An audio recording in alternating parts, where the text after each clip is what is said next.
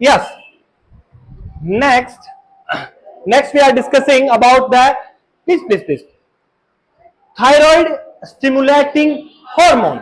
क्या सेम मैंने कहा कहानी चली थी हाइपोथैलेमस से लेकर आए पिट्यूटरी पे, फिर पोस्टम ऑर्गन पे. क्या इन शॉर्ट डिस्कस करूंगा क्योंकि इसको मैं थायराइड ग्लैंड पे डिस्कस करूंगा जब मैं थायराइड हार्मोन पढ़ाऊंगा वहां पर. क्या एक हार्मोन होता है जो हाइपोथैलेमस से निकलता है, इसका नाम मैंने बताया था, that is a TRH, hypothalamus thyroid releasing hormone. वो जाता है हाइपोथैलेमस से निकलता है, कहां पहुंचता है, एंटीरियर पिट्यूटरी ग्लैंड पे पहुंचता है. As all hormone reach anterior pituitary gland और वहां पर कुछ सेल्स पाई जाती है जिसका नाम होता है thyrotroph cell. Thyrotroph cell. The thyrotrop cell secrete one hormone that known as thyroid stimulating hormone. Clear है भैया. ये थायराइड स्टिमुलेटिंग हार्मोन जो होता है भैया, ये कहां पहुंचता है, थायराइड ग्लैंड पे पहुंचता है. और थायराइड ग्लैंड पे पहुंचने के बाद वहां से क्या सीक्रेट कराता है, that is T3 and T4 hormone which is secreted from the thyroid gland. जब बराबर अमाउंट पे पहुंच जाता है, ठीक है, अब लगता है कि T3 और T4 का लेवल ब्लड के अंदर जितना चाहिए उतना हो गया है, तो वापस यहां से एक सिग्नल जाता है, वापस यहां से एक सिग्नल जाता है. ठीक है, और सिग्नल कहां जाता है भैया, हाइपोथैलेमस पे जाता है और उसको कहता है कि भैया TRH के रिलीज को क्या करो भैया, कम करो. तो TRH का रिलीज क्या हो जाएगा, कम. तो TSH का रिलीज क्या हो जाएगा, कम. और TSH का रिलीज कम हो जाएगा तो T3 T4 का रिलीज में क्या हो जाएगा, कम. और ये जो मैकेनिज्म होता है इस तरीके, very good, that is a negative feedback mechanism. बता चुका हूं मैं इसके बारे में पहले भी. इसी तरीके से काम करता है. डिटेल में T3 T4 क्या काम करता है हम बात करेंगे थायराइड ग्लैंड पे. मैंने एक्शन उनका वहीं पर. ठीक है भैया, करूं प्लीज.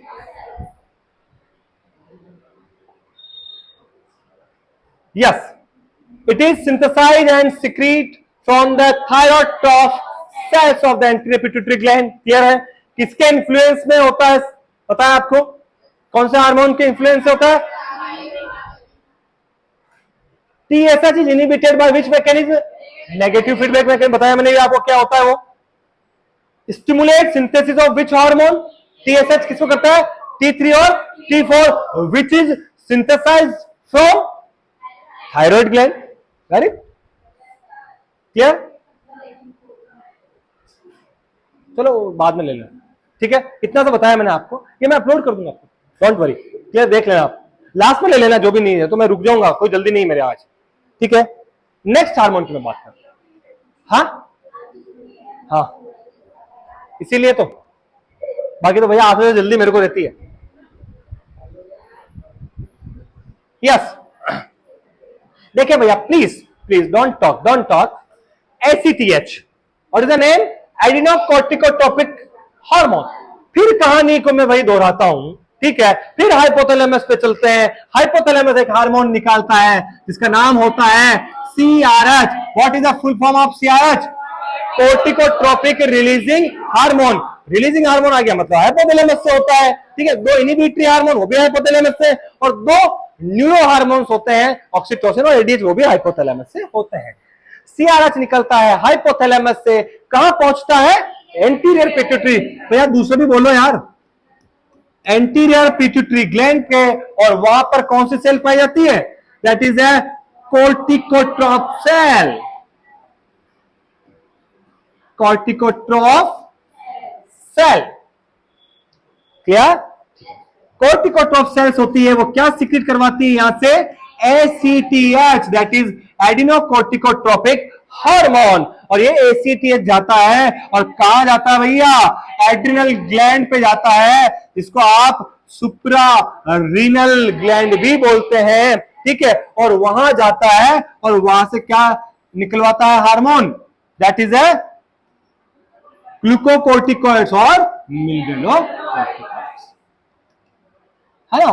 3 लेयर होती है, पढ़ाऊंगा मैं कॉर्टेक्स की, है ना। जीएफआर, ग्लोमेरुलोसा, फेसिकुलेटा और रेटिकुलरिस होती है ना। रेटिकुलरिस आपके एस्ट्रोजन प्रोजेस्टेरोन निकालती है ना। ग्लोमेरुलोसा आपके एंड्रोजन एल्डोस्टेरोन निकालती है, और जो आपकी फेसिकुलेटा है वो निकालती है कोर्टिसोल हार्मोन, ग्लूकोकोर्टिकोइड हार्मोन। ठीक है, और ये क्या करते हैं भैया, अपना एक्शन करते हैं। ये क्या एक्शन करते हैं, ये जनरली में डिटेल में जब मैं सुपर रिनल ग्लैंड पढ़ाऊंगा वहां पे मैं बात करूंगा। ठीक है, जब कोर्टिसोल का लेवल ब्लड के अंदर ज्यादा हो जाएगा तो सेम क्या हो जाएगा भैया, अगेन एक नेगेटिव फीडबैक जाएगा, और इसको क्या करेगा, सीआरएच को इनहिबिट करेगा। तो अपने आप ये क्या हो जाएगा, इनहिबिट हो जाएगा। कोई कंफ्यूजन है क्या भैया? कहानी सेम चल रही है, बस हार्मोन के नाम बदले हैं हमने, और कुछ नहीं, कहानी सेम चल रही है। क्लियर है? यू कैन सी, मैं डिटेल में बात करूं, जैसे थायराइड के हार्मोन की मैं थायराइड ग्लैंड में बात करूंगा, कोर्टिकोस्टेरॉइड जितने भी हार्मोन है मैं सुप्रारिनल ग्लैंड में बात करूंगा। ठीक है ना भैया, इसे फटाफट हो रहा है। It is synthesised and secrete from the corticotroph cells. ठीक है भैया, ये सेकंड मोस्ट एबुंडेंट सेल्स होती हैं। फर्स्ट मोस्ट एबुंडेंट सेल्स कौन सी है, सोमेटोट्रॉप सेल्स। अगर सेकंड पूछे तो क्या है भैया, कोर्टिकोट्रॉप सेल्स। ठीक है भैया, ये एक स्मॉल अमाउंट के अंदर एक और हार्मोन सीक्रेट करवाती है, that is MSH, melanocyte stimulating hormone. मैं बढ़ाऊंगा इसको, ठीक है ना भैया। कैसे करवाती है वो बताऊंगा मैं, क्लियर। इसके अंदर POMS करके ना, प्रीऑप्टिक मिलेनोसाइटिक न्यूक्लियाई होता है, बात करूंगा मैं आपको। It is the second most abundant hormone of the anterior pituitary gland, ACTH, है ना, और एक सेल्स भी। क्या it is inhibited by same, बताया मैंने आपको, negative feedback mechanism. Clear? Stimulate growth of the adrenal cortex. क्या होता है एड्रिनल कॉर्टेक्स, अभी चिंता मत करो, मैं सुप्रारिनल ग्लैंड, एड्रिनल ग्लैंड में बताऊंगा आपको ना, अभी आप दिक्कत ना करें। क्या stimulate secretion of the glucocorticoids, slightly stimulate the mineralocorticoid secretion also. Clear? दोनों करवाती है, मेनली ग्लूकोकोर्टिकॉइड्स कराती है। क्लियर है भैया कहानी? क्योंकि थायराइड के हार्मोन थायराइड ग्लैंड में कराऊंगा, एड्रिनल ग्लैंड के हार्मोन में एड्रिनल ग्लैंड पढ़ाऊंगा, तब कराऊंगा। ठीक है, नेक्स्ट जो है that is the gonadotropin releasing hormone. ठीक है भैया, इसको थोड़ा सा समझ लें आप, इसको थोड़ा सा समझ लें। ठीक है, गोनेडोट्रोपिन जो होते हैं, ठीक है, सेम एक हार्मोन है, that is GnRH, which is released synthesized from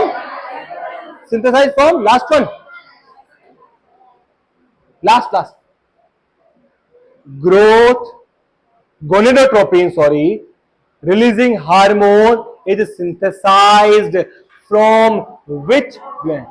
अरे उसको बोलने दो यार, उसको भी सेलेक्ट हो, तुम भी सेलेक्ट हो जाओगे क्या, वो भी तो सिलेक्शन के लिए आया है ना। ठीक है ना, सबको सीखना जरूरी है ना। Gonadotropin releasing hormone which is synthesized from the hypothalamus, which act upon anterior pituitary gland, and which cells is present, that is gonadotrophs cells are present in the anterior pituitary gland, which secrete gonadotropin hormone, which secrete gonadotropin hormone. और इस gonadotropin hormone के अंदर दो hormone आते हैं, that is FSH and LH। Clear है भैया? अब मैं एक एक को डिस्कस करूंगा, FSH क्या काम करता है, फीमेल में क्या काम करता है, और मेल में क्या करता है। समझ में आ गई चल कहां से रहा, चेन समझ में आ रही है? ठीक है, अब मैं पहले हार्मोन को उठा रहा हूं, दैट इज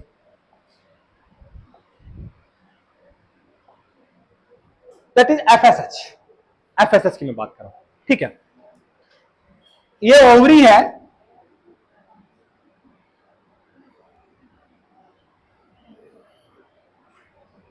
मेरा डायग्राम मुझे आते नहीं है, थोड़ा ध्यान रखना है ना।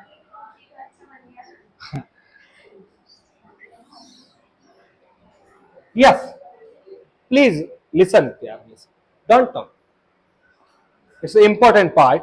क्या वैसे this is a part of the menstrual cycle, and I think you have studied very well about the menstrual cycle, which of the hormones are responsible, how they are working. Yeah, in very short I am discussing. In very short, I am discussing about the FSH, how to work in the ovary. Yeah.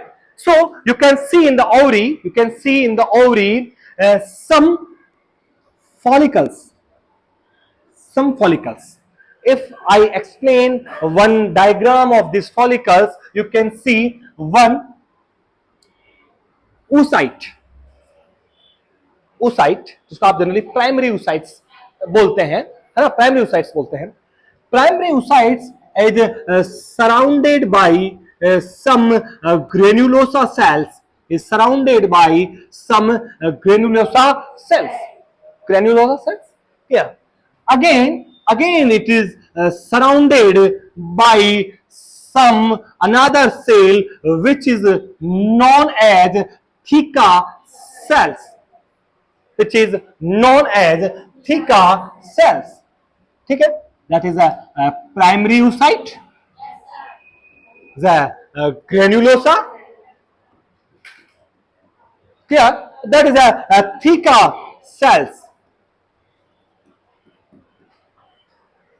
This is a follicle. I am discussing about the follicle first. During embryogenesis, at the 20th week, ध्यान से सुनना भाई, at the embryogenesis समझते हैं, जब embryo का development होता है, ठीक, तो यार एम्ब्रियो कब तक बोलते हैं अपन जनरली? 2 से 8 वीक बोलते हैं, ठीक है. या मैं एम्ब्रियोजेनेसिस में वर्ड यूज करके मैं बोल सकता हूं उसको इंट्रायूटेराइन लाइफ, ठीक है. 2 से 8 वीक की बात होती है ना. मैं बात करने जा रहा हूं 20th वीक पे, ठीक है. जो अप्रोक्सीमेटली 20th वीक है ना, 20 वीक के ऊपर in the intrauterine life in the female, there are some primordial follicles. There are some primordial follicles which have 6 to 7 million in number. Understood? तो these are, मैंने इसको एक ही स्ट्रक्चर में बना दिया है, खोल के दिखा दिया मैंने आपको यहाँ पे, ठीक है भैया. इसके अंदर जो प्राइमरी oocyte है, ग्रेनुलोसा सेल्स हैं, जिसको कवर थीका सेल्स ने किया है, इसको अपन ने नाम दिया है प्रीमोर्डियल फॉलिकल. स्पेलिंग वगैरह चेक कर लेना भैया, है ना. प्रीमोर्डियल फॉलिकल, यहां तक समझ में आई. और मैंने कहा आपको कि प्रीमोर्डियल फॉलिकल जो होते हैं अप्रोक्सीमेटली 6 to 7 मिलियन होते हैं eight 20th week of the intrauterine life in female. At the birth, some follicles are degenerate, and at the birth approximately 1 to 2 या 2 million primordial follicles are present at the birth. समझ में आई कहां है? Clear. And it reached to the puberty. It's again degenerated, and how much is present? That is very good. Till the puberty, only 4 lakh is available till puberty in the female, and out of 4 lakh, I think approximately 400 है ना, 400 ही है कि मेरी gynae कमजोर है ना. 400 follicles are to be ovulated, है ना. The secondary release the secondary oocytes, approximately 400 पूरी होल लाइफ के अंदर इतने होते हैं. लेकिन आफ्टर मेनोपॉज अगर बात करें तो I think it's less than 1000 ना, 10,000 है, 10,000 है ना, लेस देन 10,000. बड़ा आंकड़ा नहीं, कभी एग्जाम में आया नहीं, बस मैं वहां पे ले चल रहा हूं आपको. आई थिंक लेस देन 10,000 जो फॉलिकल्स होते हैं वो पाए जाते हैं. बट 4 लाख में से अप्रोक्सीमेटली 400 ही क्या होते हैं भैया, आपके फर्टिलाइज होते हैं, ओवम को रिलीज करते हैं एक तरह से. यहां तक कहानी समझ में आई. ये तो मैं केवल इनका नंबर दिखा रहा था, कोई लेना देना नहीं है मेरा, कोई लेना देना नहीं है, मिटा देता हूं इनको.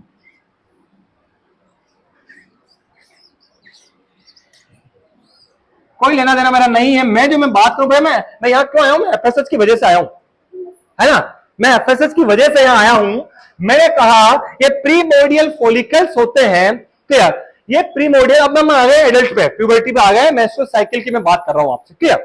तो अगर अपन 28 डेज नॉर्मल मेंस्ट्रुअल साइकिल की अपन बात कर रहे हैं, 28 डेज रेगुलर मेंस्ट्रुअल साइकिल की बात कर रहा हूं, क्लियर। वहां पे बहुत सारी फॉलिकल्स अवेलेबल होते हैं।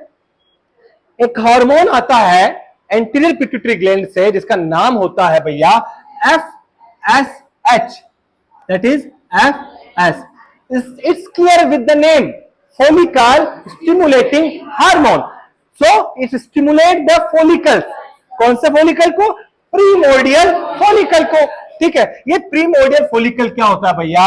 डेवलप होता है, धीरे धीरे बड़ा होता है, ठीक है। और बड़ा होकर के क्या बन जाता है? ये प्राइमरी फॉलिकल बन जाता है।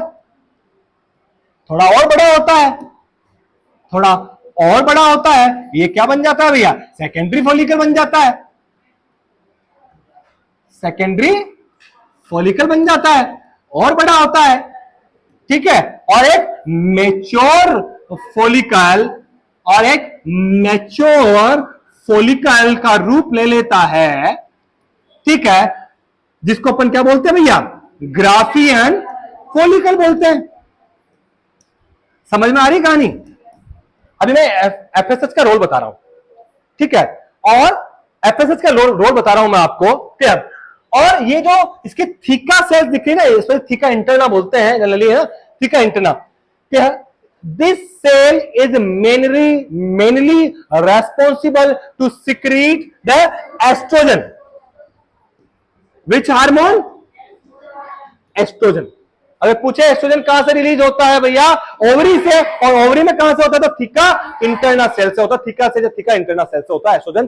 तो जैसे जैसे फॉलिकल बड़ा होगा, थीका सेल्स बड़ी होगी, है ना, बड़ा होगा, ठीक है। तो थीका सेल जैसे जैसे फॉलिकल मैच्योर होगा, theca cell will release more estrogen, ठीक है। तो अप्रोक्सीमेटली में इसके अंदर वो भैया डेवलप हो रहा है ये भाई, इसका oocyte, है ना, ये oocyte इसके अंदर डेवलप हो रहा है, क्लियर है भैया? क्लियर। तो ये एफएसएच इसको क्या करता है? फॉलिकल को स्टिमुलेट करता रहता है, 8 approximately 14th day, 14th day क्या होता है भैया? एस्ट्रोजन का लेवल जब क्या हो जाता है ब्लड के अंदर, क्या हो जाता है? बहुत ज्यादा हो जाता है। मैच्योर फॉलिकल हो गया, थीका सेल्स बड़ी हो गई, तो एस्ट्रोजन को बहुत ज्यादा रिलीज कर दिया ब्लड के अंदर। तो ब्लड के अंदर एस्ट्रोजन क्या हो गया? बहुत ज्यादा अमाउंट में हो गया। ये सिग्नल जाता है कहां? हाइपोथैलेमस के पास जाता है। वो वहां से क्या कराता है? जीएनआरएच रिलीज कराता है। वो एंटीरियर पिट्यूटरी पे आता है और वहां बोलता है भैया, एफएसएच को नहीं बोलता भैया तेरा काम हो गया है। अब वो क्या करता है भैया? एलएच को करता है। और वो यहां से क्या बोलता है भैया? एलएच को क्या करता है? रिलीज करवाता है। एलएच को रिलीज कराता है। और ये एस्ट्रोजन की वजह से जो एलएच रिलीज होता है, इसी को अपन बोलते हैं LH surge. LH surge word आपने सुना होगा, एलएच सर्ज, ठीक है। मतलब एलएच पीक पे पहुंचता है और इसके ऊपर जनरली क्या करता है? ये स्ट्रेच भी होता है, ये स्ट्रेच भी होता है। और एलएच की वजह से जनरली ये और थोड़ा सा एकदम से स्ट्रेच होता है और इसके ऊपर प्रेशर क्रिएट होता है। और प्रेशर जो होता है approximately that is 5 to 15 mm of Hg। कितना प्रेशर होता है? Approximately that is 5 to 15 mm of Hg का क्या होता है? प्रेशर होता है स्ट्रेच की वजह से। और ये स्ट्रेच की वजह से जो प्रेशर लगता है एलएच की वजह से, तो ये ग्राफियन फॉलिकल क्या हो जाता है भैया? रप्चर हो जाता है। और ये जो रप्चर हो जाता है यहां से, तो ये यहां से क्या हो जाता है भैया? ये जो सेकेंडरी oocyte, जिसको आप ओवम कहते हैं, ठीक है, दैट इज सेकेंडरी oocyte बोलते हैं उसको टर्मिनोलॉजी में, वो क्या हो जाता है भैया? रिलीज सेकेंडरी oocyte या ओवम क्या हो जाता है भैया? रिलीज हो जाता है। यहां तक समझ में आ रही कहानी? ठीक है ना भैया? ठीक है। एफएसएच का रोल समझ में आया आपको? ये फीमेल में बात कर रहा हूं, मेल में भी बात करूंगा, मैं मेल में भी बात करूंगा, ठीक है ना। ये फॉलिकल को क्या करता है? स्टिमुलेट कराता है, एस्ट्रोजन ज्यादा सीक्रेट होगा। और ये क्या करता है? एलएच क्या कराता है भैया? ओवुलेशन। तो अगर ओवुलेशन के लिए पूछे which hormone is responsible for the ovulation, that is LH hormone. आया हुआ question multiple time, not FSH, LH. Understood? Clear? उसके बाद मैं बात करूं, पीला कलर नहीं है क्या यार इसमें? और भी कलर आते हैं? नहीं आ रहा है, कोई बात नहीं, चलो कोई बात नहीं। अब मैंने आपको कहा कि यहां से मैं शॉर्ट बताऊं, शॉर्ट इन शॉर्ट, डिटेल आप पढ़ लेना भैया, क्या क्या फेजेज होती है सब कुछ। यहां से ओवम क्या हो गया भैया, आपका रिलीज हो गया, ठीक है। अब बचा हुआ खाली पार्ट हो गया, बचा हुआ खाली पार्ट हो गया। मेन तो इसके अंदर जो सामान था वो चला गया, जिसको एक कैरी करके ला रहा था सेकंड उस साइड को, वो तो रिलीज कर दिया। अब बचा हुआ जो पार्ट होता है, बचा हुआ पार्ट, ठीक है, जो क्या होता है, येलो कलर का होता है। कलर मिला नहीं मुझे, रेड ले लिया, ठीक है। येलो कलर का पार्ट बच जाता है आफ्टर रिलीजिंग द सेकेंडरी उस side, the remaining portion of the cells, remaining portion of the follicles, ठीक है, which is in yellow colour, that is known as the corpus luteum.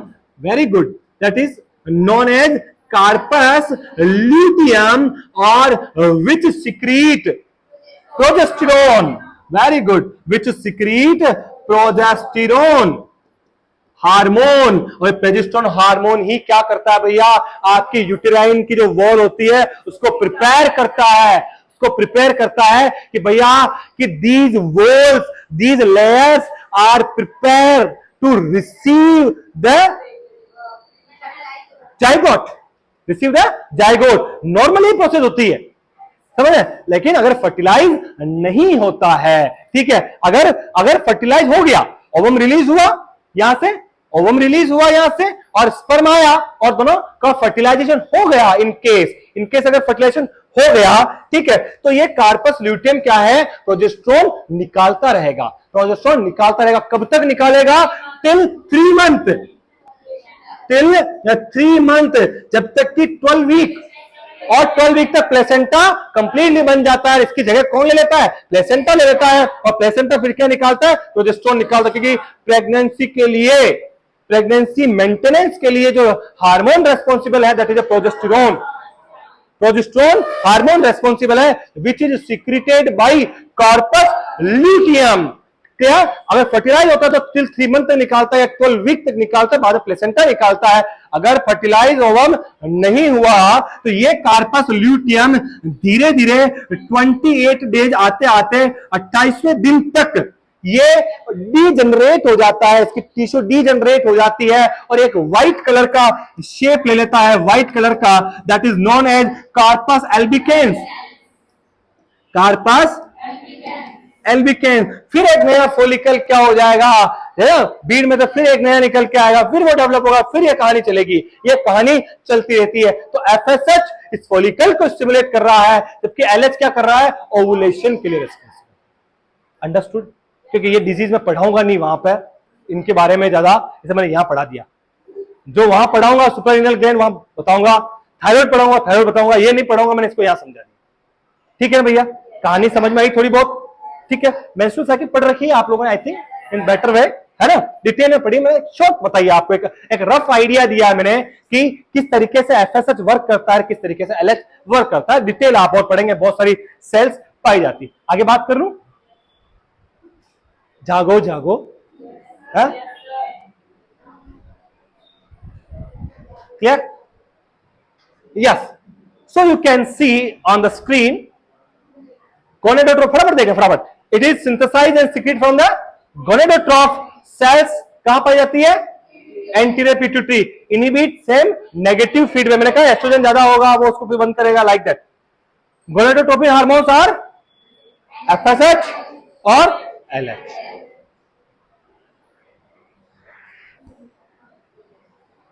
FSH के बारे में बताया मैंने कहा इन द, सॉरी मैंने फीमेल का बताया, नो मेल का मैंने नहीं बताया, है ना। क्या मेल का भी देख लें आप भैया, मैं डायग्राम बताऊंगा। मेल के अंदर भैया जनरली क्या है, it's having some Sertoli cells in the testis. Testis के अंदर सर्टोली सेल्स पाई जाती है, सर्टोली बोलते हैं, एग्जैक्ट स्पेलिंग सर्टोली, मैंने भी ऐसे ही लिखा था, लास्ट में करेक्ट किया इसको मैंने, सर्टोली सेल्स बोलते हैं इसको। क्या टेस्टिस के अंदर जो जनरली क्या है भैया, स्पर्मेटोजेनेसिस, स्पर्मेटोजोआ बनता है ना, स्पर्म जो बनते हैं स्पर्मेटोजोआ ना, इस प्रोसेस को स्पर्मेटोजेनेसिस कहते हैं। आई थिंक 61 डेज की लाइफ साइकिल उसकी होती है ना, 61 डेज मतलब उसका, हाँ 61 डेज की होती है ना। हाँ टोटल वो ऊपर वाले को मानते हैं 74 भी मानते हैं भाई, जनरली 61 डेज गिनते हैं, कोई बात नहीं, वो आप रिप्रोडक्टिव सिस्टम में देखते रहना। क्लियर? पर देख लेना चाहिए कि उसको कभी वो सवाल आता है। क्लियर? मेनली ये सर्टोली सेल्स क्या करती है, स्पर्मेटोजेनेसिस को क्या करती है भैया, प्रमोट करती है। किसके अंदर? एफएसएच की बात कर रहा हूं, ठीक है। जो एलएच होगा वो एक और सेल पाई जाती है, लीडिंग सेल। लीडिंग सेल, वो लीडिंग सेल या लीडिंग सेल या लीडिंग सेल बोलते हैं आप, लीडिंग सेल, ठीक है। जो लीडिंग सेल्स होती है वो क्या करती है भैया, टेस्टोस्टेरोन का सीक्रेट करवाती है। वो क्या करवाती है भैया, टेस्टोस्टेरोन को सीक्रेट करवाती है। वो उसके रेस्पॉन्सिबल हार्मोन कौन सा, एलएच। और एफएसएच क्या करता है, सर्टोली सेल्स पे काम करता है। डायरेक्ट क्वेश्चन है ये, ठीक है। Which is help in the spermatogenesis. तो आपने देखा लिखा हुआ है इसके अंदर, FSH Sertoli cells of the testis which help in the formation of the sperm or stimulates development of the seminiferous tubules and spermatogenesis। ठीक है भैया, सेमिनिफरस ट्यूब्यूल्स होती है, इसमें स्पर्म डालते हैं, फिर बाद में ऑक्सीटोसिन आएगा, कॉन्ट्रैक्ट करेगा, रिजेक्युलेशन होगा, मैं आगे बात करूंगा। अभी केवल अपन सिंथेसिस की बात कर रहे हैं। ठीक है, तो सर्टोली सेल्स पे कौन काम करता है, एफएसएच काम करता है। और क्या हेल्प कराता है भैया, स्पर्मेटोजेनेसिस के। क्लियर है? मैंने एक डायग्राम डाला था ऐसे, यू कैन सी, है ना। टेस्टिस है, ये ल्यूमेंस है सेमिनिफेरस ट्यूब्यूल्स की, ठीक है। इसके अंदर जनरली क्या है, आप देखें स्पर्म आ रहे हैं, ठीक है। और सीक्रेट कौन करा रहा है इनको, जनरली सर्टोली सेल्स कराती है। स्पर्मेटोजोआ बोलते हैं ये सेमिनिफेरस ट्यूब्यूल्स है, इसके सराउंडिंग में मसल्स पाई जाती है, इसको ऑक्सीटोसिन कॉन्ट्रैक्ट करवाता है, इजेक्युलेशन होता है। क्लियर है? तो सर्टोली सेल्स क्या करती है भैया, स्पर्मेटोजेनेसिस में हेल्प करती है। ऐसे ही आपको समझने के लिए डायग्राम डाल दिया, ठीक है भैया। इतना याद रखें, एफएसएच किस पे काम करता है, सर्टोली सेल पे। और सर्टोली सेल क्या कराती है, स्पर्मेटोजेनेसिस में हेल्प कराती है। और देख लें एक और स्ट्रक्चर सर्टोली सेल्स का, दिख लें, सेमिनिफेरस ट्यूब्यूल्स का है, ऐसे देख लें आप, ज्यादा इंपॉर्टेंट नहीं है। Next important question is, life span of the sperm is 48 से 72 आवर्स। क्लियर? ये याद रखिए, सीधा क्वेश्चन आता है, life span of the sperm. Clear? और लीडिंग सेल जो होती है, लीडिंग सेल जो बोलते हैं आपको, also present in the testis but FSH not work on it. इस पर कौन करेगा, एलएच करेगा, मैं बताऊंगा। कहानी क्लियर है? नेक्स्ट बात करें, in female it stimulate the primary, मैंने वही कहानी लिखी है ना, बताई थी वही, Graafian follicles to grow and develop. क्या stimulate follicle cells, theca cells मैंने बताया टू सीक्रेट एस्ट्रोजन। एक important question, the maximum level of oestrogen at 12th day of the regular 28 days of menstrual cycle which is secreted by the theca cells of the ovary। अगर पूछा जाए कि oestrogen का level maximum कब होता है, तो भैया 12th डे पे होता है। क्लियर है भैया? ये ओवरी का डायग्राम है जो मैंने रफली बनाया था, ठीक है। ये अच्छा वाला है, ठीक है, आप देख सकते हैं। ये गायनी का पार्ट आप डिटेल में पढ़ेंगे, बस मैंने थोड़ा सा बता दिया कि एफएसएच कैसा काम करते हैं। एक और वर्ड यहां से मैं बताना चाह रहा था आपको, it is again it's asked in competitive exam question कि एफएसएच जो है वो रेस्पॉन्सिबल होता है भैया ओवेरियन रिजर्व, ठीक है। तो ओवेरियन रिजर्व क्या होता है कि जितने भी ओवम जो आपके पास है ओवरी के अंदर, ठीक है, इट्स हैविंग द कैपेबिलिटी और ability to fertilise, main ovum का काम फर्टिलाइज होने का है। ओवम बहुत सारे रिलीज होते हैं, बट सारे ही फर्टिलाइजेशन कैपेसिटी, मैंने कहा बहुत सारे प्राइमरी oocytes होते हैं, ठीक है, पर सभी में कैपेसिटी नहीं होती है फर्टिलाइज होने की। Those ovum who have capability और ability to fertilise, that term is known as the ovarian reserve. समझ में आई कहानी? ठीक है। तो पूछा गया सवाल है एग्जाम में कि ओवेरियन रिजर्व के लिए which hormone is responsible for the ovarian reserve, तो सीधा आंसर क्या भैया, एफएसएच। सीधा सवाल है, FSH is responsible for the ovarian reserve. देख रहे हैं ovarian reserve,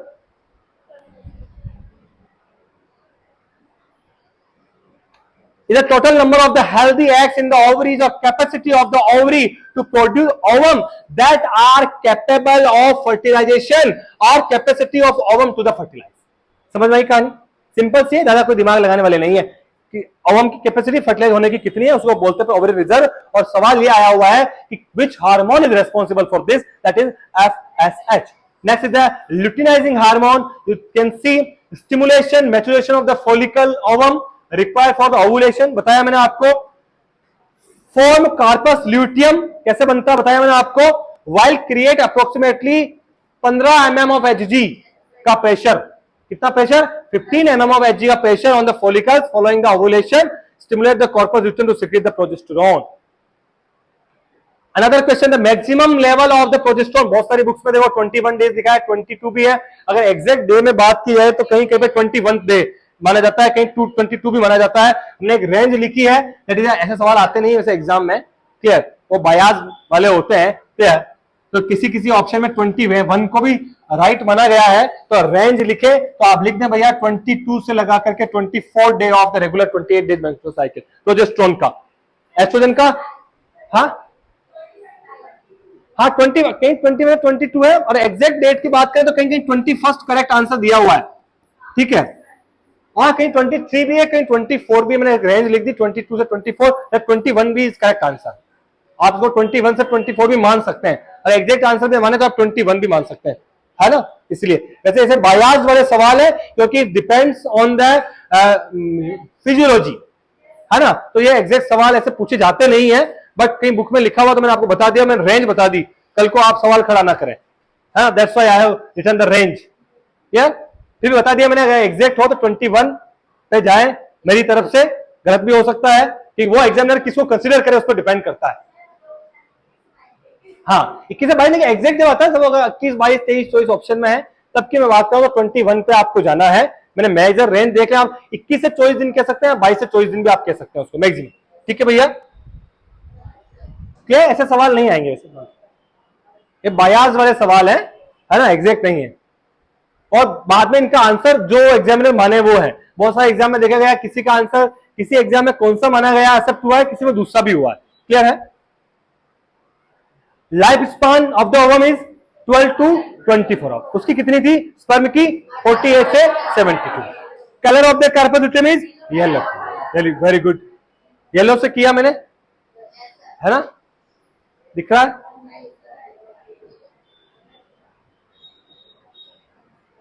colour of the corpus albicans white colour, ठीक है, दिख नहीं रहा है, क्लियर।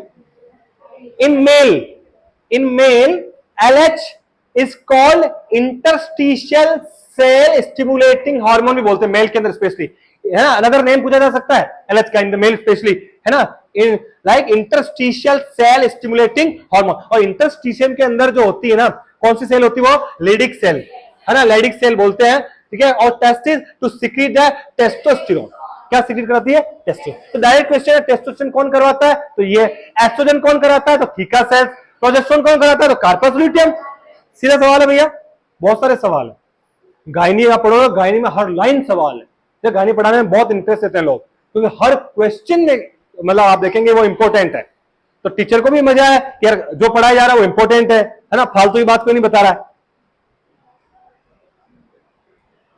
मैंने लिखा है लेडिंग सेल इज एक इंपॉर्टेंट क्वेश्चन, यहां से वेरी वेरी इंपॉर्टेंट क्वेश्चन, ठीक है ना। तो जो लीडिक सेल है, ठीक है, जिसको इंटरस्टिशियल सेल कह रहे हैं, इसका एक होमोलोगस सेल पाई जाती है फीमेल में, दैट इज ए हाइलस, जो हाइलम में पाई जाती है हाइलस है, होमोलोगस भी और एनालोगस भी है। होमोलोगस में समझते हैं आप स्ट्रक्चरली लगभग सेम, एनालोगस मतलब फंक्शन की तरह सेम, है ना, तो एनालोगस भी है ये एक तरह से, वो भी टेस्टोस्टेरोन सिक्रीट करवाती है फीमेल में भी in very small amount, clear है। तो कौन सी सेल है भैया, हाइलस, ठीक है, ये कंप्यूटर एग्जाम में क्वेश्चंस के आए हुए हैं वो लिखे हैं, क्लियर है।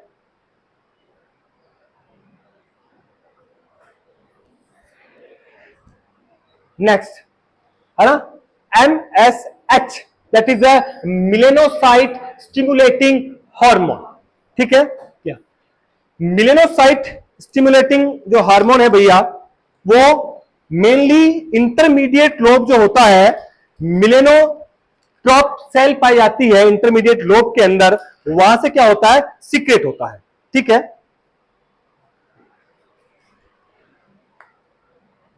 क्लियर है। एक है POMC, प्रो ओपियो मिलेनोकोर्टिन, प्रो ओपियो प्रो ओपियो मिलेनो कोर्टिकोट्रोपिन, ठीक है, POMC के नाम से जानते हैं, ऐसे बता दिया मैंने, ठीक है। ये एक फैक्टर होता है, ठीक है, एक फैक्टर है विच इज ए ट्रिगरिंग, वो क्या करता है, ट्रिगर करता है, ठीक है। ये जनरली बहुत सारी जगह पाया जाता है, बहुत सारी जगह पाया जाता है, ठीक है। ये हाइपोथैलेमस के अंदर भी पाया जाता है सम अमाउंट, है ना, हाइपोथैलेमस में पाया जाता है। ये एंटीरियर पिट्यूटरी ग्लैंड में भी पाया जाता है, क्या, इंटरमीडिएट लोब में भी पाया जाता है और स्किन में भी पाया जाता है। अभी आप इतना सा देखें पहले, ठीक है। मैं बात कर रहा हूं मेलेनोसाइट स्टिमुलेटिंग हार्मोन की बात कर रहा हूं, तो एक प्रीकर्सर है किसका, MSH का प्रीकर्सर है, क्लियर।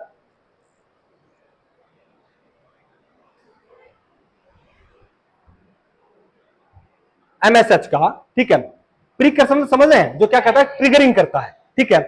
तो ये क्या है भैया, हाइपोथैलेमस के अंदर भी कुछ न्यूक्लियाई पाए जाते हैं, वहां से भी सीक्रेट होता है, और ये स्किन की सेल्स होती है, वहां से भी सीक्रेट होता है, क्लियर, और ये एंटीरियर पिट्यूटरी से भी होता है, क्लियर। हाइपोथैलेमस के अंदर जनरली आर्क्यूएट न्यूक्लियाई, जो मैंने बताया था आपको पहले, जिससे मोस्ट ऑफ हार्मोन सीक्रेट हो रहे थे, आर्क्यूएट न्यूक्लियाई सीक्रेट करता है। एंटीरियर पिट्यूटरी के अंदर जनरली क्या है, जो कोर्टिकोट्रोप सेल थी, जो क्या सीक्रेट करवा रही थी, मेनली कोर्टिकोट्रोप,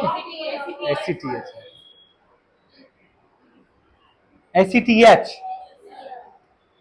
इसमें कुछ इंटरमीडिएट लोब में मिलेनोट्रोप सेल्स होती है, ठीक है। अब मैं जो बात कर रहा हूं भैया, सिंपल सा समझ लें, इन वेरी शॉर्ट बात करूंगा, डिटेल बात नहीं करूंगा। ये न्यूक्लियाई आया है कहीं पे लिखा हुआ, तो मैंने इसको देख लिया, ठीक है। मैं बात कर रहा हूं मिलेनोसाइट स्टिमुलेटिंग हार्मोन की, ठीक है, which is mainly secreted by intermediate lobe of the pituitary gland, intermediate lobe, intermediate lobe से होता है, क्लियर। अब ये इंटरमीडिएट लोब जो है, ठीक है, मेन इंटरमीडिएट लोब से होता है। एक और ये जो पाया जाता है, एक प्रीकर्सर है, इसका नाम मैंने लिखा है प्रोओपियोमिलेनोकोर्टिकोट्रोपिन, ठीक है। ये एक प्रीकर्सर होता है जो ट्रिगरिंग करता है, ये होता है हाइपोथैलेमस में भी पाया जाता है, ठीक है ना, जो मिलेनिन को ट्रिगरिंग करता है, ठीक है, जो आर्क्यूएट न्यूक्लियाई से निकलता है, समझ लें, मैंने लिखा नहीं, देख लें आप। एंटीरियर पिट्यूटरी के अंदर कोर्टिकोट्रोप सेल्स पाई जाती है जो एसीटीएच को निकालती है, पर स्मॉल अमाउंट के अंदर क्या है भैया, ये प्रोओपियोमिलेनोकोर्टिकोट्रोपिन भी निकालती है, ठीक है। इंटरमीडिएट लोब जिसके अंदर मिलेनोट्रोप सेल पाई जाती है, वो सीधा ये प्रीकर्सर भी निकालती है, और ये सीधा MSH भी निकालती है। और स्किन के अंदर भी कुछ सेल्स पाई जाती है, वो भी जनरली क्या निकालती है, प्रोओपियोमिलेनोकोर्टिकोट्रोपिन निकालती है। ये प्रीकर्सर होता है, मतलब उसको ट्रिगरिंग करता है, ठीक है। ये ट्रिगरिंग करता है, और यहां से ट्रिगरिंग करके कौन सा हार्मोन निकालता है भैया, that is MSH, that is MSH। इसका नाम आपने देखा है मिलेनोसाइट स्टिमुलेटिंग हार्मोन, ठीक है। यह हार्मोन ब्लड में पहुंचता है, ठीक है, और ब्लड में जाता है, और मेनली जो ये वर्क करता है स्किन के ऊपर। कहां वर्क करता है भैया, स्किन के ऊपर। स्किन के ऊपर जो होती है कुछ सेल्स पाई जाती है, दैट इज मिलेनोसाइट। वहां पे मिलेनोट्रोप थी, यहां पे कौन सी होती है भैया, मिलेनोसाइट होती है, मिलेनोसाइट सेल। और ये मिलेनोसाइट सेल्स क्या कराती है भैया, यहां से मेलानिन का सिक्रीट करवाती है। क्या सिक्रीट कराती है, दैट इज मेलानिन, या मेलानिन उसको बोलते हैं, मेलानिन का सिक्रीशन कराती है। स्किन के अंदर मेलानोसाइट सेल पाई जाती है, जो इन्फ्लुएंस किससे होती है, MSH से होती है। और MSH किससे इन्फ्लुएंस हो रहा है, उस प्रीकर्सर से, ठीक है, प्रोऑप्टिक, है ना, मिलेनोकोर्टिकोट्रोपिन प्रीकर्सर से हो रहा है, ठीक है। नाम टिपिकली मैं बार बार उसी नाम को देख रहा था, है ना, मुझे भी याद नहीं रहा, क्लियर। मेलेनिन को सिक्रेट कराती है, और मेलेनिन जो रेस्पॉन्सिबल होता है that is for the pigmentation. हाँ, मैं जो कलर वर्ड यूज नहीं करना चाह रहा था, बाकी हर जगह बोला कलर वर्ड लिखा हुआ है, कलर कलर कलर, कलर नहीं, एक्चुअली में बात कर रहा तो लाल पीला हरा गुलाबी होता है ना, कलर, ठीक है, that is a pigmentation, like a darkness. अगर मिलेनिन ज्यादा है तो आप श्याम वर्ण होंगे, थोड़े से काले होंगे जो इंडियन पीपल्स हैं, और अगर मिलेनिन का लेवल आपका कम है तो आप गोरे होंगे। समझ में आ रही है? तो गोरे और काले के लिए जो मेनली रिस्पॉन्सिबल है that is a melanin which is secreted by the melanocyte cells of the skin। इसकी कमी से भी बहुत सारे रोग होते हैं, ठीक है ना। आपने देखा होगा एल्बिनिज्म हो जाता है, पूरा गोरा गोरा हो जाता है, ठीक है, और विटिलिगो हो जाता है, चकते सफेद सफेद दाग होते हैं। मैं डिस्कस करूंगा इनको, सब बताऊंगा मैं, डोंट वरी। क्लियर है भैया? तो ये इसकी भैया कहानी है। कोई कंफ्यूजन? लास्ट में और डिस्कस करूंगा। सी, बस last. It is synthesized and secreted by the melanotrope cells of the intermediate lobe of the anterior pituitary gland in very small amount। hypothalamus also secrete, वो कौन सा प्रीकर्सर करता है, आर्क्यूट न्यूक्लियाई से निकलता, मैंने बता दिया अभी आपको। क्लियर है? नेक्स्ट बात करूं फंक्शंस की। It act on the melanocyte cells of the skin which secrete melanin and which is responsible of pigmentation। Word लिखा, मैं कलर नहीं लिखा, मुझे अच्छा नहीं लगा, इसलिए pigmentation of the skin। it also present in the skin, eyes and hair also। hair जो काले होते हैं वो melanocytes की melanin की वजह से होते हैं। it's also present in the skin, eyes and hair। melanin secretion increase in the sunlight and decrease in the dark light। इसलिए आप धूप में जाते हैं तो काले हो जाते हैं, तभी बांध के जाते हैं अपन, है ना, और डार्क में एसी में रहता है वो आदमी थोड़ा गोरा होता है। क्लियर है? सनलाइट का भी कहीं इसका इंपैक्ट होता है। पॉजिटिव पे कितना टाइम हो गया? 41 ना। माइक चल रहा है, मैं फटाफट 10 मिनट में खत्म कर रहा हूं। पॉजिटिव पिट्यूटरी का, ये एंटीरियर पिट्यूटरी ग्लैंड के हार्मोन्स हैं, ये ऑलमोस्ट क्या है आपके कंप्लीटेड है। अब मैं बात करूं पॉजिटिव पिट्यूटरी के, वेरी शॉर्ट में बात करूं पॉजिटिव पिट्यूटरी के। दो हार्मोन है भैया, एक है आपका ऑक्सीटोसिन, सेकंड है आपका एडीएच। मैंने बता दिया ऑक्सीटोसिन कहां काम करता है, एक शॉर्ट में डिस्कस कर लेते हैं अपन। देखें, हाँ ब्रेक इसके बाद, जिस रात से पहले, रात सिस्टम पढ़ाऊंगा से पहले 1 बजे। क्यों दिक्कत है? कोई क्लास है क्या? हाँ चलो अभी इसको खत्म करो, मैं बात करता हूं, फिर तो मेरा राज सिस्टम कैसे होगा। Posterior, it is posterior lobe को बोलते हैं अपन, न्यूरोहाइपोफाइसिस बोलते हैं अपन, ठीक है। It is situated in the dorsal surface of the hypothalamus, बता चुका हूं मैं इसकी लोकेशन, ठीक है। And posterior pituitary gland is connected with the hypothalamus with hypophyseal stalk या इन्फंडिबुलम स्टॉक या पिट्यूटरी स्टॉक बोलते हैं। मैंने सारे नाम बता दिया आपको, ये मैं एक्सप्लेन कर चुका हूं already. Clear? It is also known as the neurohypophysis and pars nervosa, बता दिया इसके बारे में क्या होता है। न्यूरॉन टिश्यू है और pars is Latin word part से है। Clear? It is connected with the hypothalamus via the unmyelinated neuron, इसके बारे में मैं बता चुका हूं भैया, I am not going into the repeat. Clear? Unmyelinated होते हैं ये, जिसका सेल बॉडी कहां होती है? हाइपोथैलेमस में। और एक्सोन पोस्टीरियर पिट्यूटरी में। बहुत बताया भाई यार, आंसर आना चाहिए यार, आप पढ़ते नहीं है इसका मतलब, आंसर क्विक आना चाहिए यार। Unmyelinated neurons. क्लियर? मैंने आपको न्यूरॉन्स जो होते हैं अनमाइलिनेटेड, लास्ट में एक पार्ट बताया था जिसमें हार्मोन आपके स्टोर होते हैं, तो मैंने क्या नाम बताया था, दैट इज हैरिंग बॉडीज या न्यूरोसेक्रेटरी बॉडीज भी बोलते हैं इनको भैया। Clear? These are the structure found in the posterior pituitary gland, मतलब वो उसी में होगा, लास्ट पार्ट है तो सिनेप्स वाले खोल के बताया था मैंने आपको, जिसमें स्टोर होता है। Clear? They represent the terminal end of the axons from the hypothalamus, and hormones ADH and oxytocin are temporarily stored in these location or synthesized by the supraoptic or paraventricular nuclei। क्या? they are the neurosecretory terminals बोलते हैं इनको। The blood supply जो होती है आपको कौन सी, मैंने बताया था आपको, इंफीरियर हाइपोफाइजियल आर्टरी, वो भी तो हार्मोन को लेगी वहां से, तो इंफीरियर हाइपोफाइजियल आर्टरी होती है। सुपीरियर कहां होती है? हाइपोथैलेमस जस्ट पास में जो लेकर के आती है, और माइनर पोर्टल सिस्टम बनाती है, मैं सब उसको एक्सप्लेन कर चुका हूं इन डिटेल।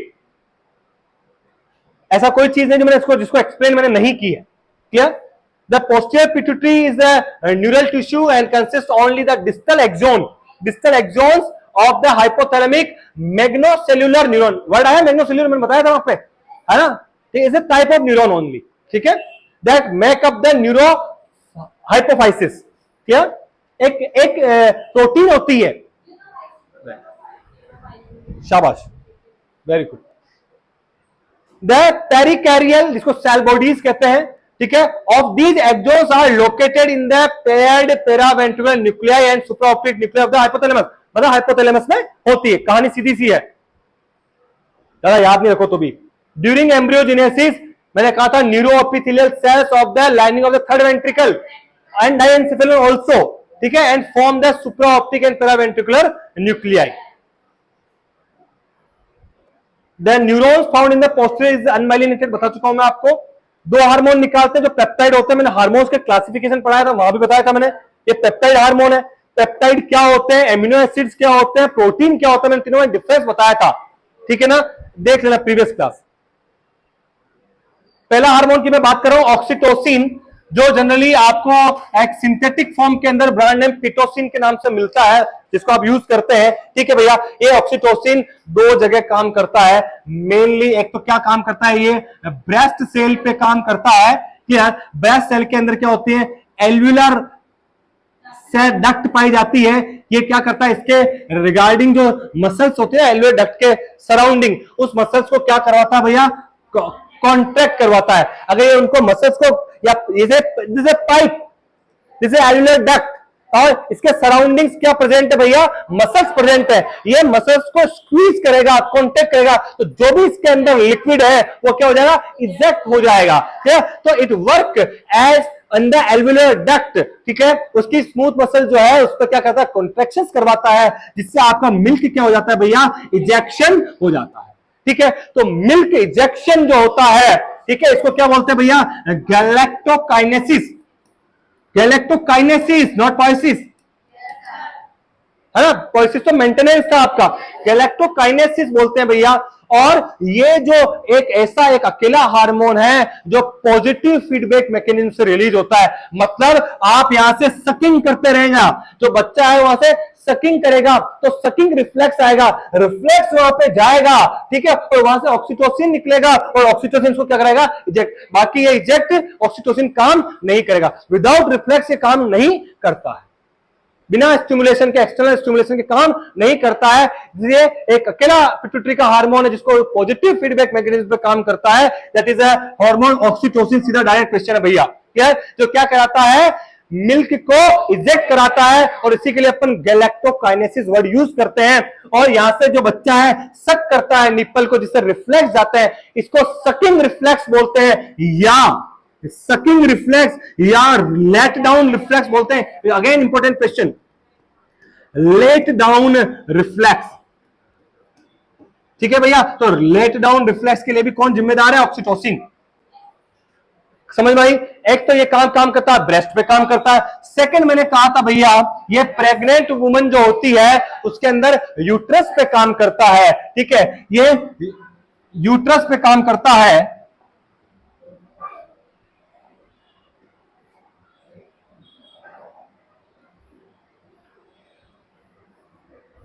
ठीक है, ये यूट्रस पे काम करता है।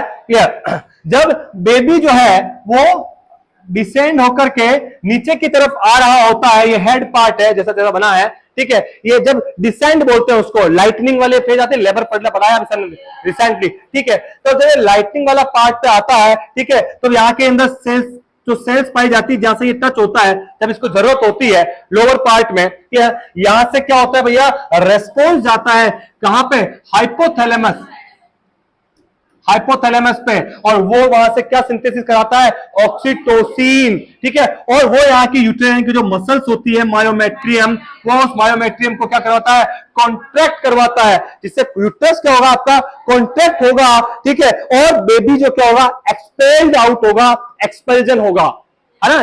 9 स्टेजेस पढ़ी होगी लेबर की आपने, इडिफिक ईरे, कोई भी टेक्निक आप याद कर सकते हैं, है ना। हमारी ट्रैक है इडिफिक ईरे से हमने याद कर रखा है हमने, उसमें engagement, descend, flexion, internal rotation, है ना, इडिफिक ईरे, जो भी आपकी टेक्निक है, तो उसकी मैं बात कर रहा हूं। तो उसमें क्या होता है, जब ये डिसेंट, ई से इंगेजमेंट, डी से डिसेंट, डिसेंट जब जाता है तो वहां पर जब हेड टच होता है तो लगता है भैया अब ये प्रिपेयर हो गया बाहर निकलने के लिए। तो यहाँ की जो मसल्स होती है, मैंने कहा सेंसर पे काम करता है सारा मामला, ठीक है ना। तो ये सेंसेशन लेके जाती है वहां से हाइपोथैलेमस पे, वो क्या निकालता है, ऑक्सीटोसिन निकालता है, जो मायोमेट्रियम पे आता है और मायोमेट्रियम कॉन्ट्रैक्ट करती है और बेबी क्या हो जाता है, लास्ट स्टेज में एक्सपेल्ड आउट हो जाता है, उसके बाद प्लेसेंटा भी निकलता है। खैर क्लियर। और जो नॉन प्रेग्नेंट यूट्रस है, क्लियर, वहां पे भी इसका एक फंक्शन होता है, वो वहां पर क्या करता है भैया कि जो स्पर्म होता है, जो स्पर्म जो वेजाइना में पहुंचा है स्पर्म, क्या उस स्पर्म को जो है वो वेजाइना से जनरली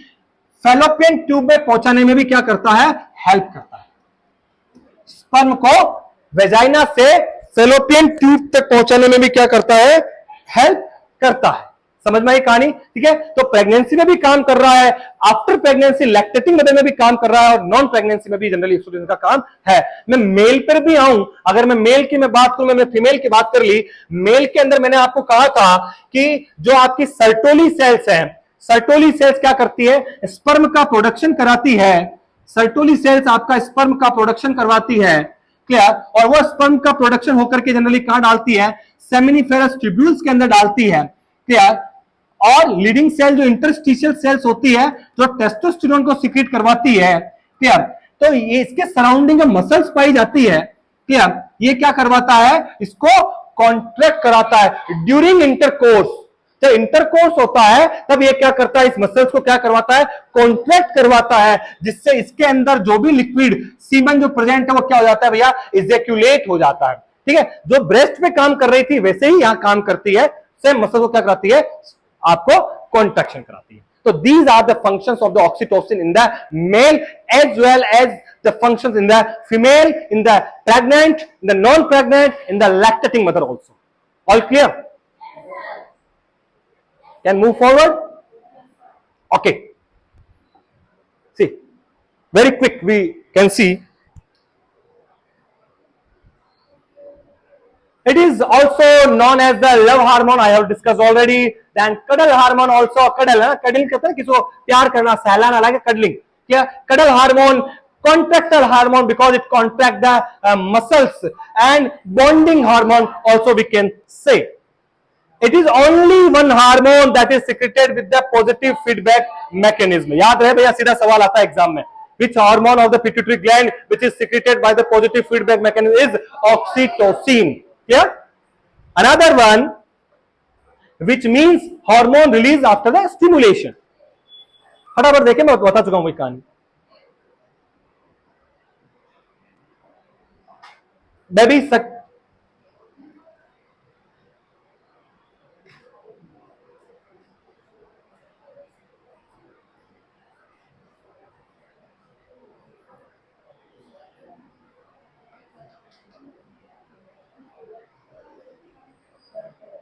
आ गया. यस, सी प्लीज ब्रेक दे रहा हूं 5 मिनट. मैंने कहा कि भैया बेबी सकिंग करता है निप्पल को, वहां से रिफ्लेक्स ज्यादा message send to the brain that is hypothalamus act on the posterior pituitary gland and release the oxytocin. Oxytocin reach to the cells of the breast, that is alveoli, alveolar duct के अंदर होती है बासर है, और वो क्या करता है, इजेक्ट करता है. इसी को क्या बोलते हैं भैया, गैलेक्टोकाइनेसिस. क्या बोलते हैं, गैलेक्टोकाइनेसिस. ठीक है भैया.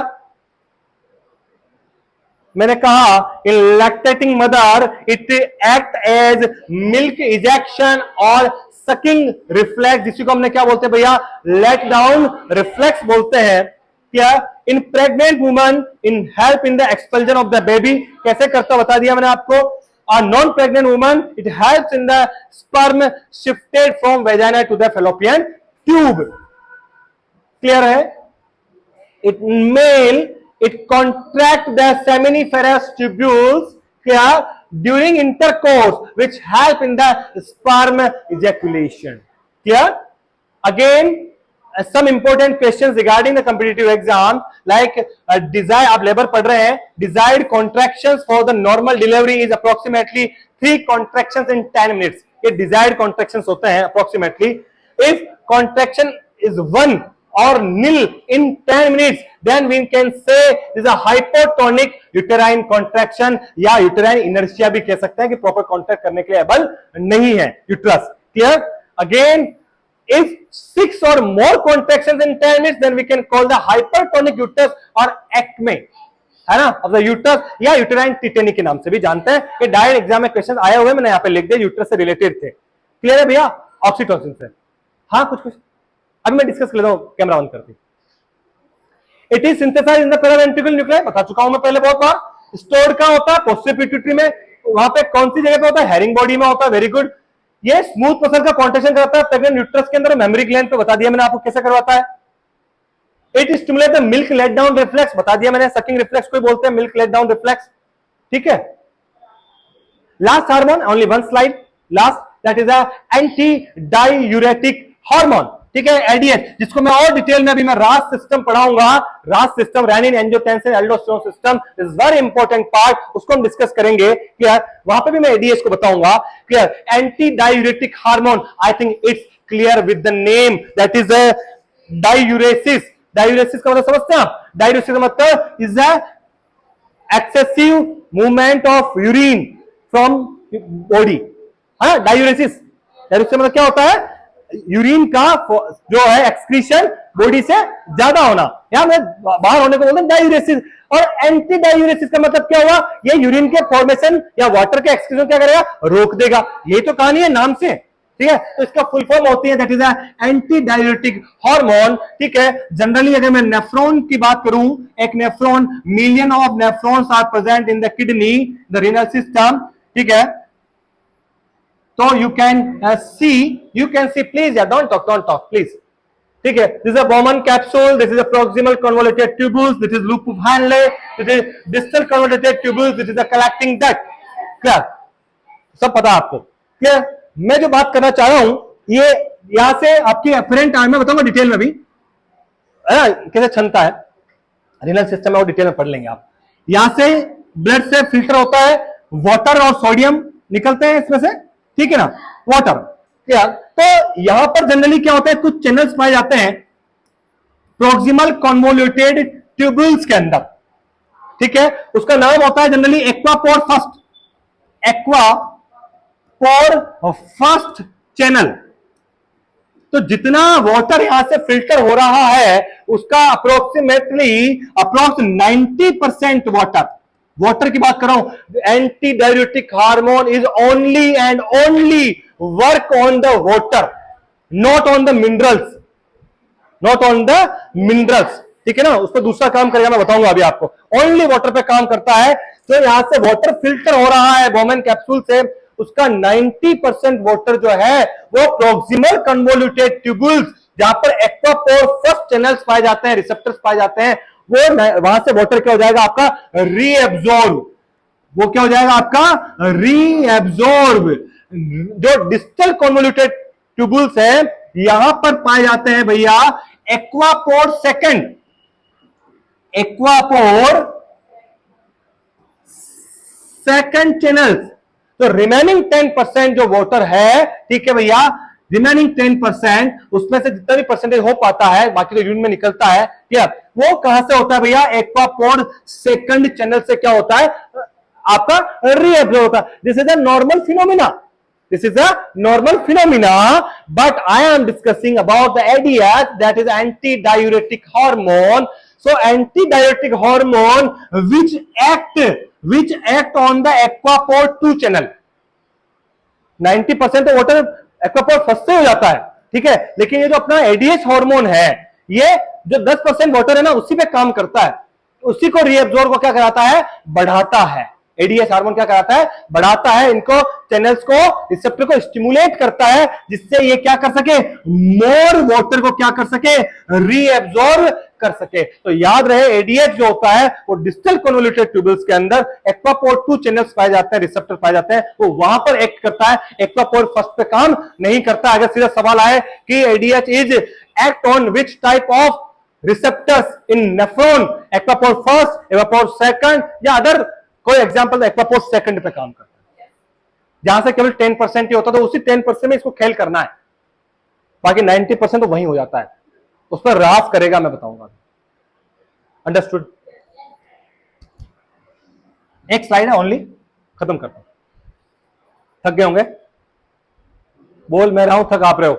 It is also known as arginine. इसका सिंथेटिक नाम भी है DAVP। में उस पर जाने जा रहा हूं, आप देख लेना भैया ना, उस पर ज्यादा जाने रहा हूं, ठीक है ना। मैं MCQs में डाल दूंगा, ऐसा कुछ होगा तो, ठीक है ना। सारी चीजें यहां नहीं तो MCQs में कुछ बचेगा नहीं। It is also known as arginine, vasopressin या वैसोप्रेसिन के नाम से जानते हैं भैया। क्या it is synthesized in the supraoptic nuclei, all of you know very well. It is stored and secreted from the posterior pituitary gland and functions you can see. It stimulate or increase water absorption, reabsorption sorry, by distal and collecting common उस पे point पे होती है distal पर उस पे ना, of kidney through the aqua pore channel second, मैं बता दिया आपको। Then stimulate vasoconstriction भी करवाती है, raising the blood pressure। मैं बात करूंगा अभी, मैं रास सिस्टम बताऊंगा कि vasoconstriction से ब्लड प्रेशर कैसे बढ़ता है, मैं बताऊंगा अभी। क्या or it maintain the osmolarity and concentration of the blood by reabsorption of only water from kidney। क्या बता दूं क्या 2 मिनट लेकर के मैं इस osmolarity को? हाँ 2 मिनट और ले लूं? 2 मिनट थोड़ा समझ जाना। हाँ हाँ पढ़ा मैं, एक osmolarity बता रहा हूं बस, खाली स्लाइड नहीं मिल रही।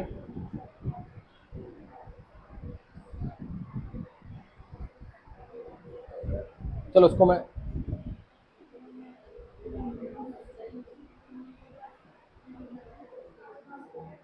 चलो मैं ये बता देता हूं आपको। सी प्लीज एक वर्ड आया है यहाँ पे, एडीएस क्या करता है, कब सीक्रेट होता है भैया? ऑस्मोलैरिटी। मैं 2-3 वर्ड बताता हूं यहाँ से, ऑस्मोलैरिटी, स्पेसिफिक, ग्रेविटी और डेंसिटी, ठीक है। 3 वर्ड को मैं क्लियर करता हूं, ठीक है। यस पहला आप देखें भैया ऑस्मोलैरिटी। एक तो था ऑस्मोलैरिटी और एक होता है एस्मोलैलिटी, मोलरता और मोललता, ठीक है। Osmo, now I am discussing about the osmolarity, ठीक है। अगर मैं ऑस्मोलैरिटी की बात करूं, एक लाइन में बताऊंगा, ज्यादा डिटेल नहीं बताऊंगा भैया, ठीक है ना, टाइम नहीं है अभी। ऑस्मोलैरिटी का मतलब क्या है? देखो 2-3 चीजें आपको जाननी पड़ेगी जो बेसिक है, आई थिंक आपने 10वीं 12वीं क्लास में पढ़ी होगी, ठीक है।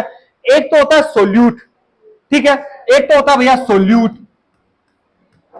एक होता है सोलवेंट और एक होता है सॉल्यूशन। एक एग्जांपल लेता हूं, समझ जाओगे। पानी है, ठीक है, सोलवेंट है जिसमें किसी चीज को घोलना है, ठीक है, जिसको घोलना है, चाहे नमक हो चाहे शक्कर हो, वो सोल्यूट है जिसको घुलना है, ठीक है। जब दोनों घुल जाते हैं और मिल जाते हैं तो सॉल्यूशन बना लेते हैं।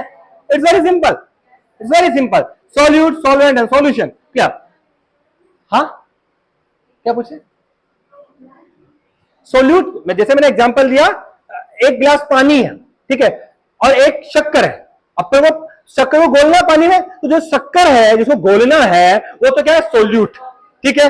जिसमें घोलना है वो आपका सोलवेंट, ठीक है, और घुल जाएंगे, मिल जाएंगे, फिर सॉल्यूशन बन जाएगा। यहां तक के पिक्चर, ठीक है। तो मैं जो ऑस्मोलैरिटी की मैं बात कर रहा हूं, ऑस्मोलैरिटी की, कि आपका पर लीटर किसी भी फ्लूइड के अंदर सोल्यूट का कंसंट्रेशन कितना है? किसी भी फ्लूइड के अंदर सोल्यूट का कंसंट्रेशन कितना है? और उसकी जो यूनिट अपन लिखते हैं दैट इज या तो मिली ऑस्मोल या ऑस्मोल और मिली ऑस्मोल दोनों में लिखते हैं अपन, ठीक है। मतलब एक, जैसे मैं पानी और शक्कर की बात की मैं, तो उस पानी में, एक गिलास पानी के अंदर शक्कर कितनी है, उसका कंसंट्रेशन कितना है, उसको हम जो नापते हैं वो ऑस्मोल या मिली ऑस्मोल में नापते हैं। 1 लीटर में, पर लीटर पे बात करते हैं जनरली, 1 लीटर में कितना है। इसलिए कभी भी आप देखेंगे तो आपने किसी भी ऑस्मोलैरिटी दिखी होगी तो 35 मिली ऑस्मोल पर लीटर, समझ में आई कहानी, ठीक है। तो एक सॉल्वेंट के अंदर 1 लीटर के अंदर सोल्यूट का कंसंट्रेशन कितना है? Clear? In reference to milli osmol या ऑस्मोल पर लीटर, समझ में आ रहा? उसी को अपन क्या बोलते हैं भैया? ऑस्मोलैरिटी। अगर इसी सोल्यूट का कंसंट्रेशन मैं पर केजी के हिसाब से नाप लूं, अगर पर केजी के हिसाब से नाप लूं तो उसको क्या बोलेंगे भैया? ऑस्मोलैरिटी। मैं बहुत सिंपल में समझा रहा हूं भाई, इट्स वेरी सिंपल। मैंने सोल्यूट बता दिया, सॉल्वेंट बता दिया, सॉल्यूशन बता दिया, ठीक है। अब मैंने कहा कि पर लीटर में किसी भी सॉल्यूशन में सोल्यूट का कंसंट्रेशन मिली ऑस्मोल या ऑस्मोल में कितना है, उसको आपने ऑस्मोलैरिटी कह दिया, और उसी को अपन पर लीटर के बजाय पर केजी में देखें, मिली ऑस्मोल या ऑस्मोल पर केजी, वो क्या हो गया आपकी ऑस्मोलैरिटी होगी, मोललता। यहां तक पिक्चर क्लियर है? ऑस्मोलैरिटी ऑस्मोलैरिटी क्लियर, ठीक है। अब मैं आऊंगा,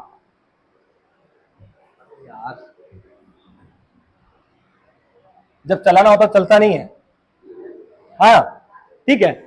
अब मैं बात कर रहा हूं, ठीक है, लास्ट लास्ट दो चीज और है ना, स्पेसिफिक ग्रेविटी और एक होता है डेंसिटी।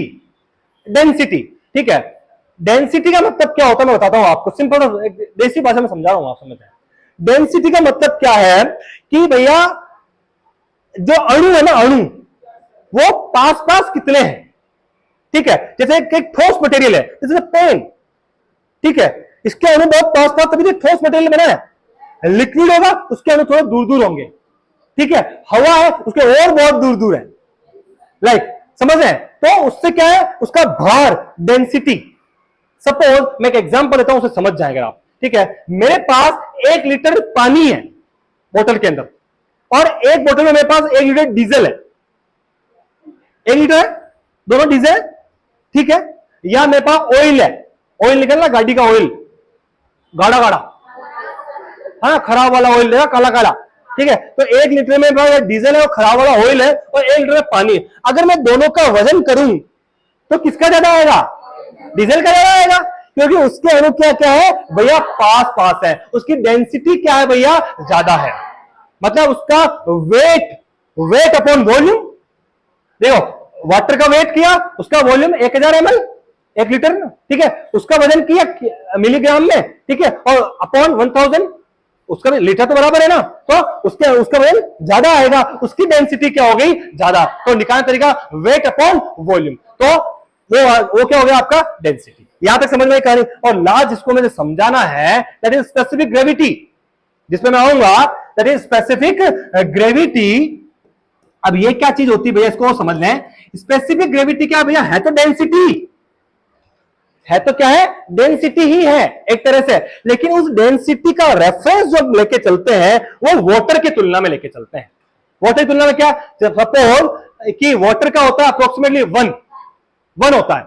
1 का मतलब क्या है, अगर 1 लीटर पानी है उसका मैं वजन करता हूं तो कितना आता है, 1000 मिलीग्राम आता है, और एमएल कितना है, 1000 ml है, ठीक है ना।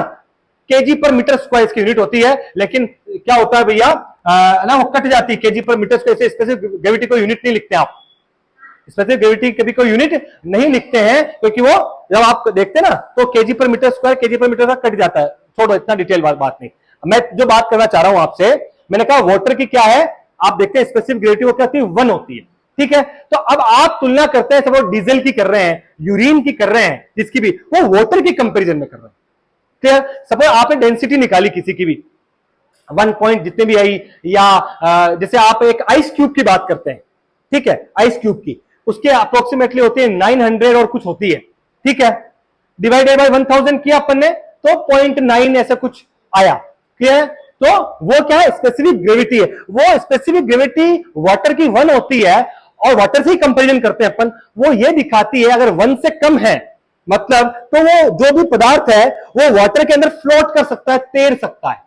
अगर 1 से ज्यादा है, मतलब वाटर की उसकी डेंसिटी क्या है, स्पेसिफिक ग्रेविटी ज्यादा है, तो वाटर पर तैर नहीं सकता, वो डूब जाएगा, क्योंकि उसकी भार ज्यादा है उसके अंदर, वो डूब जाएगा, ठीक है। तो वाटर की क्या होती है, 1। तो केवल जो डेंसिटी जो अपने निकाली ना, उसका रेफरेंस वाटर के, जैसे मैं कितना होशियार हूं, ये क्या, जैसे आज सपोज मेरे 90% आए, सब मैं तो होशियार आदमी, 90% आए, लेकिन मेरे पड़ोस में जो रहता है उसके 95 आए ना, उसके कंपेरिजन में मैं कम हो गया। मैं तो बड़ा होशियार था, लेकिन मेरे पड़ोसी के 95 आए ना, तो मैं कम हो गया। तो मेरा भार कितना है ये डिसाइड पड़ोसी कर रहा है, सपोज वाटर कर रहा है, कि वाटर के कंपैरिजन में मेरा रिलेशन क्या है। अगर वाटर की जो है 1 है, मेरी अगर कम है तो मैं वाटर के अंदर तैर जाऊंगा, अगर 1 से ज्यादा है तो मैं वाटर में डूब जाऊंगा। स्पेसिफिक ग्रेविटी का जो डेंसिटी का रिलेशन है वो केवल वाटर के रिलेशन के अंदर है, that is a specific gravity. कहानी सिर्फ इतनी सी, खत्म करते हैं इसी कथा को आज ही है, आगे और बात करेंगे अभी इस सेशन को, that's all. Thank you so much.